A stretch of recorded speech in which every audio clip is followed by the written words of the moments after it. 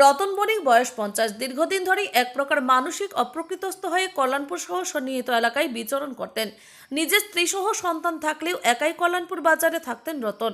বিভিন্ন সময় নানান প্রকারের নেশা জাতীয় দ্রব্য গ্রহণ করে কল্যাণপুরের বিভিন্ন জায়গায় একাধিকবার পড়ে থাকার ঘটনা ঘটিয়েছে এই রতন বণিক।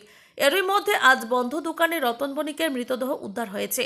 স্থানীয়দের বক্তব্য হচ্ছে, বিগত দুদিন ধরে রতন যে ঘরে থাকতেন সেই দোকান ঘরটা বন্ধ থাকায় ওনাদের সন্দেহ হয়। আজকে যথারীতি স্থানীয় থানায় খবর দিলে পুলিশ ঘটনাস্থলে উপস্থিত হয়ে এলাকাবাসীদের উপস্থিতিতে দরজা ভেঙে ঘরে গিয়ে দেখতে পায় ঘরের মেঝেতে মৃত অবস্থায় পড়ে রয়েছে রতন বণিক। এরপর দেহ উদ্ধার করে কল্যাণপুর কমিউনিটি হেলথ সেন্টারে নিয়ে যাওয়া হয় ময়নাতদন্তের জন্য। এই ঘটনা ঘিরে কল্যাণপুর জুড়ে মিশ্র প্রতিক্রিয়া তৈরি হয়েছে। বাজারে চ্যানেল একজন আরজি। লোক সবসময় থাকতো। এর নাম হচ্ছে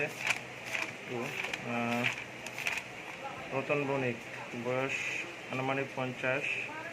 বাবার নাম লেট হরিচরণ বণিক, বাড়ি হচ্ছে গোপালনগর। বাজারে থাকতো দোকানে।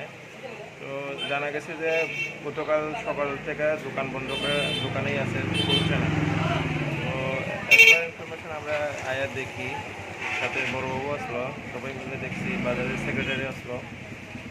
তো আলটিমেটলি দোকানটা খুলে দেখা যাচ্ছে যে লোকটা মারা গেছে। এই আপাতত মানে চলছে, বাড়িতে ইনফর্ম করা হয়েছে বাড়ির বাড়ির লোকজন আইব। আর আমরা এসপার যে করানো আছে আমরা পোস্টমর্টম করাবো, আপাতত এইটুকু।